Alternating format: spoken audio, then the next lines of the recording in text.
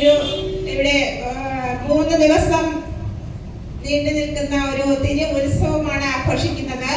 ഈ തിരു ഉത്സവത്തിൽ ഏറ്റവും ശ്രേഷ്ഠമായ ബ്രഹ്മയജ്ഞത്തിലൂടെ ആഘോഷിക്കാൻ ഈ ശാഖായോഗം ഒരു എടുത്ത തീരുമാനം വളരെ ആഹ്ലാദം ഉണ്ടാക്കുന്ന ഒന്ന് തന്നെയാണ്.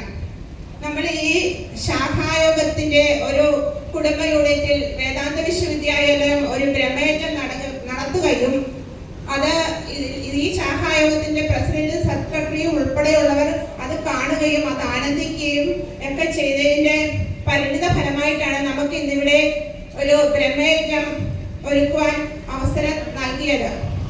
അപ്പോൾ വളരെ ശ്രേഷ്ഠമായ ഒരു ബ്രഹ്മയജ്ഞത്തിലൂടെയാണ് ഇവിടുത്തെ ഈ 3 ദിവസം നീണ്ടു നിൽക്കുന്ന തിരുവുത്സവം ആരംഭിച്ചിരിക്കുന്നത്.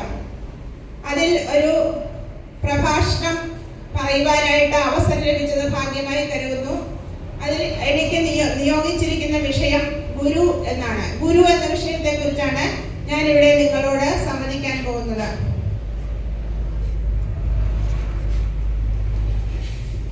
ഇപ്പോൾ ഞാനൊരു ചെറിയ ഒരു കഥ പറഞ്ഞുകൊണ്ട് ഞാൻ എൻ്റെ വിഷയത്തിലേക്ക് കടക്കുകയാണ്. ശ്രീബുദ്ധനെ എല്ലാവരും കേട്ടിട്ടുണ്ടല്ലോ അല്ലെ? ശ്രീബുദ്ധന് 550 ജാതക കഥകൾ 550 പൂർവജന്മ കഥകൾ ഉൾക്കൊണ്ടതാണ് ജാതക കഥകൾ. അതിലെ ഒരു പൂർവജന്മ കഥ പറഞ്ഞുകൊണ്ട് ഞാൻ എൻ്റെ വിഷയത്തിലേക്ക് കടക്കുകയാണ്. നിങ്ങളുടെ എല്ലാവരുടെയും ശ്രദ്ധയെ ക്ഷണിക്കുന്നു. ഒരിക്കൽ ഒരാൾ യാത്രയ്ക്കിടയിൽ കടുവയുടെ ദൃഷ്ടിയിൽപ്പെട്ടു. അപ്പൊ കടുവയുടെ ദൃഷ്ടിയിൽപ്പെടുമ്പോൾ നമ്മൾ എന്ത് ചെയ്യും? പേടിച്ചു പോകും അല്ലെ? നമ്മൾ ഓടും അല്ലെ? അതുപോലെ അയാളും പ്രാണരക്ഷാർത്ഥം ഓടി. അപ്പോൾ കടുവയോ ഇരയെ പിടിക്കുന്നതിന് വേണ്ടി പിന്നാലെ ഓടിക്കൊണ്ടേയിരുന്നു. ഓടി അയാൾ ഒരു മലയുടെ മുകളിലെത്തി. പിന്നെ പോകാൻ ഇടമില്ല. ഏറ്റവും ലാസ്റ്റ് മലയുടെ മുകളിലെത്തി നിൽക്കുകയാണ്. പിറകിലോട്ട് നോക്കിയപ്പോൾ കടുവ തന്നെ പിടിക്കുവാനായിട്ട് ഓടിക്കൊണ്ടിരിക്കുന്നു. അടുത്തടുത്ത് വന്നിട്ടിരിക്കുന്നു. ആകെ പരവശനായ അയാൾ ചുറ്റുപാടും വന്ന് നോക്കി. അപ്പോൾ അവിടെ ഒരു വലിയ മലമുകളിൽ ഒരു വലിയ വൃക്ഷമുണ്ട്. ആ വൃക്ഷത്തിന്റെ മുകളിൽ നിന്നും ഒരു വള്ളി താഴേക്ക് തൂങ്ങിക്കിടക്കുന്നു. മലയുടെ മറുവശം അഗാധമായ ഗർത്തമാണ്. അപ്പോൾ അയാൾ പെട്ടെന്ന് ആ വള്ളിയിൽ ചാടി പിടിച്ചു. അതിൽ തൂങ്ങിക്കിടന്നു. എന്നിട്ട് അയാൾക്ക് സന്തോഷം തോന്നി. കാരണം താൻ കടുവയുടെ കയ്യിൽ നിന്ന് രക്ഷപ്പെട്ടല്ലോ എന്നോർത്ത്. അങ്ങനെ അയാൾ കടുവയെ മുകളിലേക്ക് മലയുടെ മുകളിലോട്ട് നോക്കുമ്പോൾ തന്റെ ഇര ആ വള്ളിയിൽ തൂങ്ങി രക്ഷപ്പെടുന്നത് തുറച്ചു നോക്കിക്കൊണ്ട് നിൽക്കുന്ന കടുവയാണ് കണ്ടത്. അങ്ങനെ അയാൾ ആ വള്ളിയിൽ പിടിച്ച് താഴേക്ക് ഇറങ്ങാനായിട്ട് താഴോട്ട് നോക്കുമ്പോൾ ആ താഴ്വാരത്തിൽ നിറയെ വിഷപ്പാമ്പുകൾ കിടക്കുന്നു. തന്നെയും നോക്കി താൻ ഇറങ്ങി വരുന്നത് നോക്കി ആ വിഷപ്പാമ്പുകൾ കിടക്കുകയാണ്. അയാൾ ആകെ വിഷമിച്ചു പോയി. കാരണം മുകളിലാണെങ്കിൽ കടുവ പോകാൻ രക്ഷയില്ല, താഴെയാണെങ്കിൽ വിഷസർപ്പങ്ങൾ തന്നെ എപ്പോഴും അതിലേക്ക് വീണ് കഴിഞ്ഞാൽ തന്റെ ജീവൻ നഷ്ടമാവും. അയാൾ ആ വള്ളിയിൽ തൂങ്ങി അങ്ങനെ കിടന്നു. പെട്ടെന്ന് മുകളിൽ നിന്നൊരു ശബ്ദം കേട്ടു. അയാൾ മുകളിലേക്ക് നോക്കി. അപ്പോൾ ആ മുകളിൽ തന്റെ പ്രാണനെ രക്ഷിച്ചു നിർത്തിയിരിക്കുന്ന ആ വള്ളി 2 എലികൾ ഇരുന്ന് കരണ്ട് തിന്നുകയാണ്. ഒരു കറുത്ത എലി, ഒരു വെളുത്ത എലി. അയാൾ ആകെ ഭയവിഹ്വലനായി. കാരണം ആ വള്ളി പൊട്ടി, തന്നെ രക്ഷിച്ചു നിർത്തിയിരിക്കുന്ന ആ വള്ളി പൊട്ടി താഴേക്ക് വീണാൽ ആ വിഷപ്പാമ്പുകളുടെ നടുവിലേക്ക് വീഴും.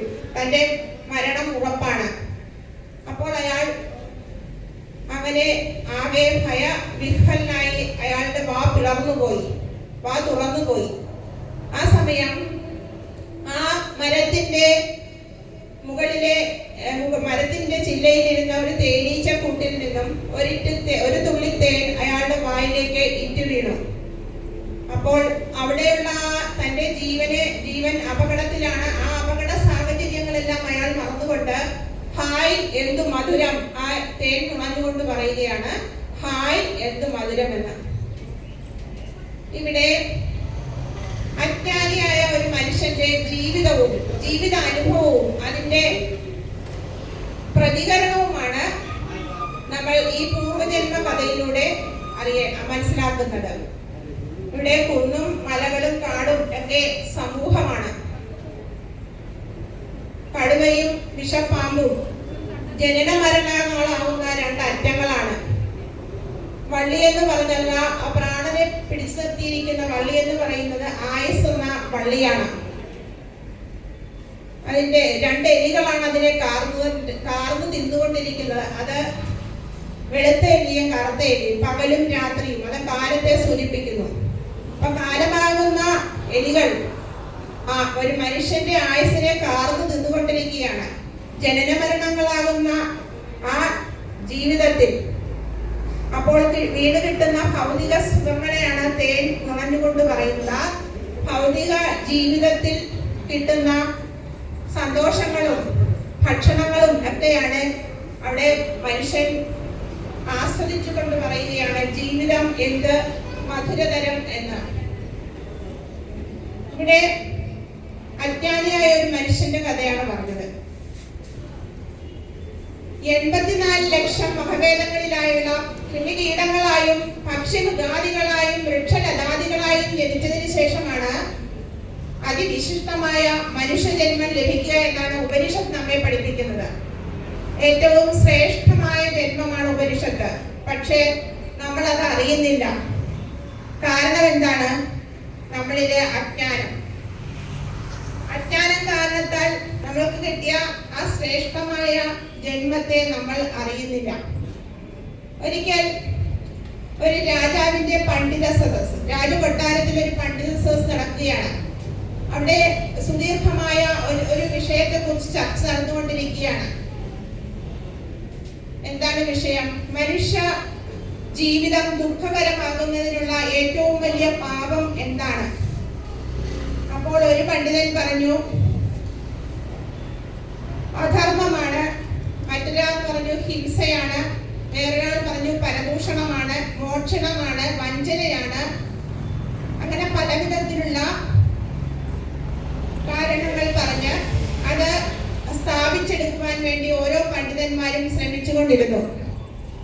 അപ്പോൾ പിറകിൽ നിന്നും ഒരു പണ്ഡിതൻ എഴുന്നേറ്റ് നിന്നും അത്യുച്ചത്തിൽ വിളിച്ചു പറഞ്ഞു, അജ്ഞാനമാണ് ഏറ്റവും വലിയ പാപം. മനുഷ്യ ജീവിതത്തിന്റെ ദുഃഖത്തിന്റെ ഏറ്റവും വലിയ പാപം എന്ന് പറയുന്നത് അജ്ഞാനമാണ്. നമ്മൾ എന്തിനാണ് ഇത്രയും ജന്മങ്ങൾ ഉള്ളതിൽ മനുഷ്യ ജന്മമായിട്ട് ഈ ഭൂമിയിൽ വന്നത്? ആരെങ്കിലും നമ്മൾ ചിന്തിച്ചിട്ടുണ്ടോ? എന്തിനാണ് ഈ മനുഷ്യ ജന്മമായിട്ട് നമ്മൾ ജന്മം എടുത്തത്? മനുഷ്യന്റെ ഏറ്റവും പരമമായ ലക്ഷ്യം എന്താണ്? ഗുരു നാരായണ ഗുരു ആത്മോപദേശ ശതകം എന്ന ജ്ഞാനാമൃതത്തിലെ 6ാമത്തെ ജ്ഞാനവല്ലരിയിൽ നമ്മോട് ആദേശിച്ചിരിക്കുന്നു. ഉണരണമിന്നയുറങ്ങണം ഭുജിച്ചിടണമശനം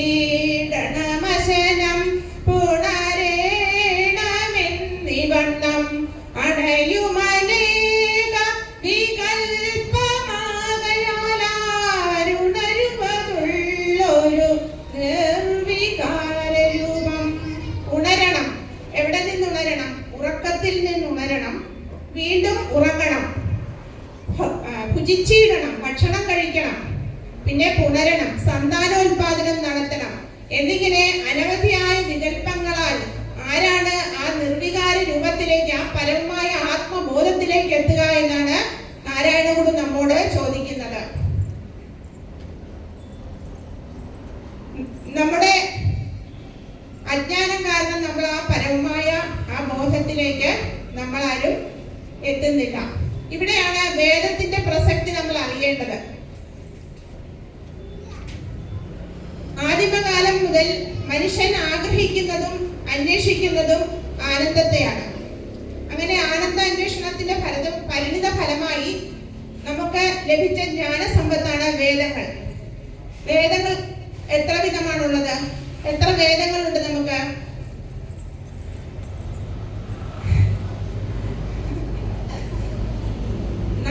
വേദങ്ങളാണ് നമുക്കുള്ളത്. ഏതൊക്കെയാണ്? 4 വേദങ്ങളുണ്ട് നമുക്ക്. വേദമെന്ന വാക്ക് വാക്കിന്റെ അർത്ഥം അറിവ് എന്നാണ്. അറിവ്. അപ്പൊ 4 വേദങ്ങളാണ് നമുക്കുള്ളത്. ഋഗ്വേദം, യജുർവേദം, സാമവേദം, അഥർവവേദം. ഏതൊക്കെയാണ്? ഋഗ്വേദം, യജുർവേദം, സാമവേദം, അഥർവവേദം. ഈ 4 വേദങ്ങളാണ് ഭാരതീയ സംസ്കാരത്തിൽ നമുക്ക് ലഭിച്ചിട്ടുള്ളത്. അത് ഋഷിമാരിൽ നിന്നും കിട്ടിയ അറിവുകളാണത്. അപ്പോൾ ഈ വേദത്തിന്